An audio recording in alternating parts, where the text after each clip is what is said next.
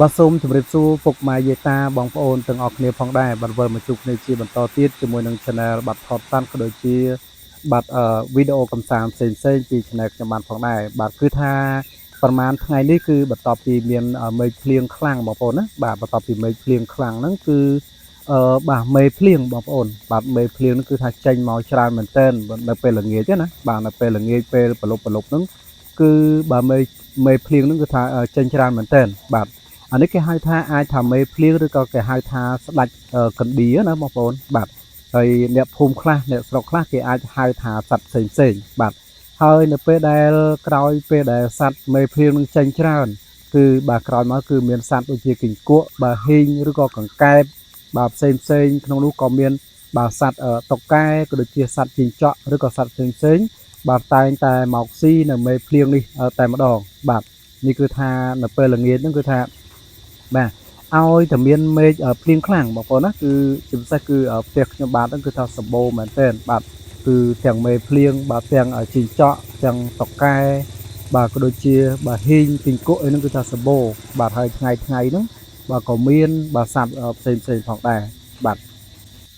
អញ្ចឹងគឺថានៅពេលដែលយប់ហ្នឹងគឺថាសម្បូរមែនទែនបងប្អូនគឺថាកាន់តែយប់កាន់តែសម្បូរបងប្អូនណាបាទគឺថាបាទសិតតែសត្វហ៊ីងសិតតែបាទមេភ្លៀងគឺថាគីង្គក់ហ្នឹងគឺថាសម្បូរមែនទែនប៉ុន្តែគាត់ថា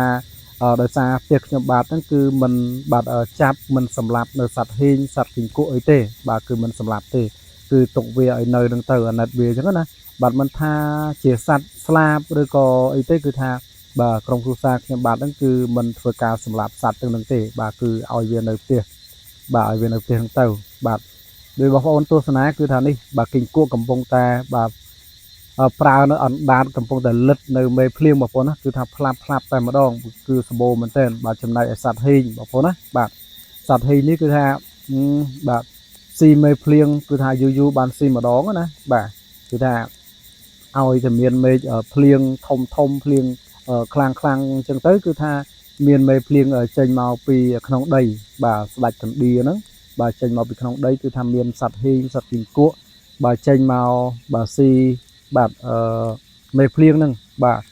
ហើយច្រើនមែនតើបងប្អូនណាគឺថាប្រឡប់ទេខ្ទង់ម៉ោងប្រហែលជាម៉ោង6ជាងបងប្អូនណាបាទម៉ោង6ជាងគឺថាសម្បូរយើងអាចមើលឃើញនៅឡើយបាទទាំងសត្វហ៊ីងនៅក្រៅលបងអីក្នុងលបងក៏មានដែរបាទហើយដល់ពេលដែលយប់បន្តិចទៅគឺថាគ្រួសារខ្ញុំបាទហ្នឹងគឺបាទយកចាន់ដែកមកដាក់មេភ្លៀងហ្នឹងទុកឲ្យមន់ស៊ីបាទគឺថាមន់វាបាទយូរវាបានស៊ីម្ដងដែរបងប្អូនហើយនេះនៅមុខផ្ទះបងប្អូនណាបាទនៅមុខផ្ទះដល់ពេលបាទប្រឡប់ហើយម៉ោង6ជាង7ហើយគឺថាឃើញមេភ្លៀងច្រើនពេកក៏ទ្រាំអត់បានក៏បាទទៅយកមន់យកអីឲ្យវាមកស៊ីមេភ្លៀងតែម្ដងហើយបងប្អូនទស្សនាគឺថាបាទនៅក្នុងចានដៃគឺថាច្រើនមែនទែនបាទនេះគឺថាដោយសារតែមេឃយូរភ្លៀងម្ដងណាបាទភ្លៀងម្ដងគឺមានធ្លាក់ទឹកភ្លៀងខ្លាំងហើយភ្លៀងធំទៀតបាទគឺថាមេភ្លៀងគឺថាច្រើនមែនទែនហើយជាពិសេសមេភ្លៀងនេះគឺភាគច្រើនគឺចេញមកពីផ្ទះខ្ញុំបានតែម្ដងគឺថាឃើញវារុនគ្រប់កន្លែងបងប្អូនបាទគឺច្រើនមែនទែនបាទហើយនេះគឺថាកូនខ្ញុំបានកំពុងតែធ្វើការចាប់មេភ្លៀងហ្នឹងគឺយកឲ្យមន់ស៊ីទេបងប្អូនគឺថាមិនយកទៅបរិភោគអីទេបងប្អូនណាបាទនេះគឺថាចូលមកពេញបាទមុខពេញមាត់ពេញសក់បាទកូនគឺថាសក់កញ្ញាញហ្នឹងគឺថាបាទមេភ្លៀងមករោមពេញសក់តែម្ដងហើយនេះសម្រាប់ដែលបងប្អូនគាត់ចូលចិត្តពិសាមេភ្លៀងគេអាចយកទៅ